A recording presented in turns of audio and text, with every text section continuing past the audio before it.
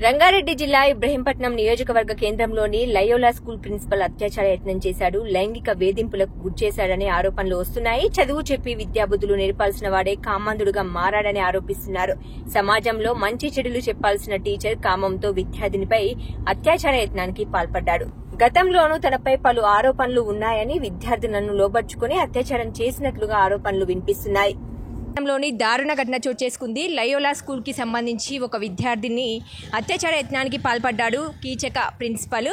Loyola school కి సంబంధించిన principal ఒక అమ్మాయి పట్ల అసభ్యంగా ప్రవర్తించాడు. గతంలో కూడా ఇతనిపై చాలా ఇలాంటి ఆరోపణలు వచ్చాయి. అయినప్పటికీ టీచర్లకు సజెస్ట్ చేసి వాళ్ళని సక్రమమైన మార్గంలో ఉండాలని చెప్పాల్సిందే కాకుండా, అలాగే పిల్లలకు మార్గనిర్దేశకం చేయాల్సిందే కాకుండా అతనే ఒక కీచకులాగా మారిపోయాడన్న సంఘటన మాత్రం ఇక్కడ అర్థమవుతుంది. సో లయోలా స్కూల్కి సంబంధించి కీచక ప్రిన్సిపల్ గురించి ఎస్ఎఫ్ఐ వాళ్ళు ఇక్కడ నిరసన వ్యక్తం చేస్తున్నారు. వారిని అడిగి తెలుసుకుందాము. చెప్పండి, మీ పేరు?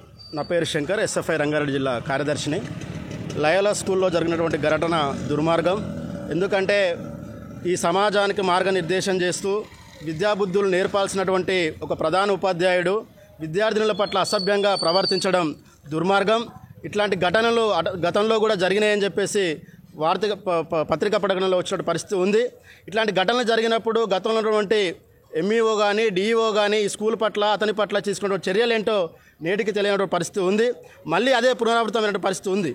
కాబట్టి విద్యార్థుల పట్ల ఇట్లాంటి అసభ్యకరంగా ప్రవర్తించడం అంటే విద్యార్థులను మంచి చెడు ఏంటో నిర్దేశకంగా ఈ సమాజానికి ఉత్తమమైనటువంటి విద్యార్థుల్ని ఒక ప్రయోజకాలను వాళ్ళని తీర్చిదిద్దాల్సినటువంటి పాఠశాల, ఒక దేవాలయంగా పడిన పాఠశాలను ఈరోజు అలాంటి పాఠశాలలో ఈరోజు విద్యార్థుల పట్ల జరిగినటువంటి ఘటన దుర్మార్గం. ఇది ఇట్లాంటి కీచకమైనటువంటి ఎవరైతే ఉపాధ్యాయులు ఉన్నాడో అట్లాంటి వాళ్ళని వాటిపైన చర్యలు తీసుకోవాలని చెప్పేసి ఎస్ఎఫ్ఐగా డిమాండ్ చేస్తూ ఉన్నాం. ఫోక్సో చట్టం కింద కేసు బుక్ చేయడం, తనపై కేసు బుక్ చేయడమే కాదు, ఇక్కడ ఉన్న పాఠశాల ఏదైతే రన్ అవుతూ ఉందో దానికే తన ప్రధాన ఉపాధ్యాయుడు కాబట్టి ఇట్లాంటి పాఠశాలను మూసివేయాలని చెప్పేసి, గుర్తింపుని రద్దు చేయాలని చెప్పేసి ఎస్ఎఫ్ఐగా డిమాండ్ చేస్తూ ఉన్నాం. ఓకే, ఈ సంఘటన నిన్న జరిగింది అంటున్నారు. నిన్నటి నుంచి మీరు ఇక్కడికి రావడం జరిగింది, ఏమన్నా అడగడం జరిగింది? ఇక్కడ ప్రిన్సిపల్ కనిపించాడా, లేకపోతే అప్పటి నుంచి పరారీలో ఉన్నాడా? అసలు అతనిపైన ఎట్లాంటి చర్యలు తీసుకోవాలి? మాకు నైట్ 10:30 తర్వాత పత్రికా ప్రకటనలో చూసాం. మాకు వాట్సాప్ ద్వారా తెలియడం జరిగింది. దాన్ని చూసిన వెంటనే ఈరోజు ఈ ధర్నాకు పూనుకోవడం అనేది జరిగింది. ఇట్లాంటి ఘటనలు తనపై ఏదైతే జరిగాయో అంటే అనేక సందర్భాల్లో తను కలిసాం, మాట్లాడడం విధానం ఇవన్నీ చూస్తే అట్లాంటి అనిపించలేదు. కానీ ఇట్లాంటి ఘటనలు చూసిన తర్వాత అంటే ఎవరిని నమ్మాలి, సొసైటీ సమాజంలో ఎవరిని నమ్మకూడదు అంటే ఒక పక్క చూస్తే రోడ్లపైన కానీ తర్వాత గుడిలో కానీ ఎక్కడ చూసినా రక్షణ లేదు. కనీసం బడులలో ఉపాధ్యాయులైన రక్షణ కల్పించేటువంటి పరిస్థితి ఈరోజు పాఠశాలలో కనిపించట్లేదు అమ్మాయిలకి. కాబట్టి అట్లాంటి ఘటనల్ని నిన్న తెలియగానే వెంటనే ఈరోజు స్పందించడం అనేది జరిగింది. ఓకే, అంటే విద్యార్థులు ఏమైనా అప్రోచ్ అయ్యారా మీకు ఎస్ఎఫ్ఐ వాళ్ళకి? అంటే ఏమైనా చెప్పారా, ఇలా చేశారు, ఇట్లా ఉంటుంది అతని ప్రవర్తన అన్నట్టు ఏమైనా చేశారు? ఎవరైనా తెలుసుకునే ప్రయత్నం చేశారా? మేము తెలుసుకోవడానికి ప్రయత్నం చేశాము. ఇక్కడికి వచ్చాము, మా వాళ్ళు కూడా నిన్న వచ్చారు నైటు, కానీ ఎవరు లేరు ఇక్కడ. అప్పటికే ఆల్రెడీ క్లోజ్ చేసినటువంటి పరిస్థితి ఉంది. ఇక్కడికి వస్తే ఒకవేళ విద్యార్థులు ఉన్నా లేకపోతే ఫ్యాకల్టీ ఉన్నా ఇక్కడ ఏమైనా గందరగోళం జరుగుతున్న పరిస్థితుల రీత్యా ఇక్కడ మొత్తం క్లోజ్ చేసినటువంటి పరిస్థితి ఉంది ఇప్పుడు నేపథ్యం. కానీ ఏదేమైనా స్కూల్ యొక్క గుర్తింపును రద్దు చేయాలనేది మా యొక్క డిమాండ్. అంటే జనరల్గా రోడ్లపైనే కాకుండా అత్యాచార సంఘటనలు చాలా చూస్తున్నాము. తల్లిదండ్రులు తన పిల్లల్ని మంచి చదువుల కోసం అని చెప్పేసి విద్యాబుద్ధులు నేర్పడానికి స్కూల్కు పంపిస్తుంటారు. స్కూళ్ళలోనే ఇట్లాంటి సంఘటనలు జరిగితే మామూలు సామాన్య జనం కానివ్వండి, విఐపీస్ కానీ ఎవరైనా ఇట్లాంటి సమాజం తల దించుకునే వ్యవస్థ ఇది. సో ఇట్లాంటి వారి పట్ల ఎట్లాంటి చర్యలు తీసుకుంటే తగ్గుముఖం పడతాయి? ఈ దేశంలో అనేక ఘటనలు జరుగుతూ ఉన్నాయి. 2012లో నిర్భయ చట్టం వచ్చింది. ఆ చట్టం వచ్చినప్పటికీ అనేక ఘటనలు ఈరోజు పునరావృతం అవుతూ ఉన్నాయి.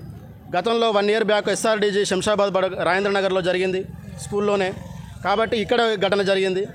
సమాజంలో జరుగుతున్నట్టు ఏదైతే అమ్మాయిలపైన కావచ్చు, మహిళలపైన కావచ్చు, ఏదైనా కావచ్చు, కానీ జరుగుతున్నటువంటి ఘటనలపైన నిర్భయ చట్టం వచ్చినా ఆ చట్టం ఇప్పటి వరకు ఎట్లాంటి జరిగినటువంటి పరిస్థితి లేదు. నిర్భయ చట్టం నీరుగారిపోయినట్టుగా మాకు కనిపిస్తూ ఉంది. కాబట్టి ఇంకా కఠినమైనటువంటి చట్టాలు తీసుకురావాలి. అమ్మాయిలపైన కానీ మహిళలపైన జరిగిన దాడులు జరిగితే కఠినమైన చట్టాలు తీసుకొచ్చి వాళ్ళకి శిక్ష పడే విధంగా, మళ్ళీ ఇటువంటి ఘటనలు పునరావృతం కాకుండా ప్రభుత్వం ఒక కీలకమైన నిర్ణయాలు తీసుకునే విధంగా ఉండాలని చెప్పేసి తెలియజేస్తాం.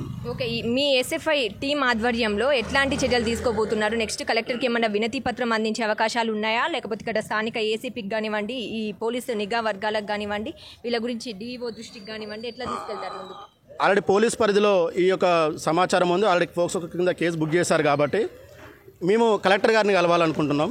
ఎందుకంటే ఇక్కడ ఉన్నటువంటి విద్యార్థులకు కూడా నష్టం జరిగే ప్రమాదం ఉంది.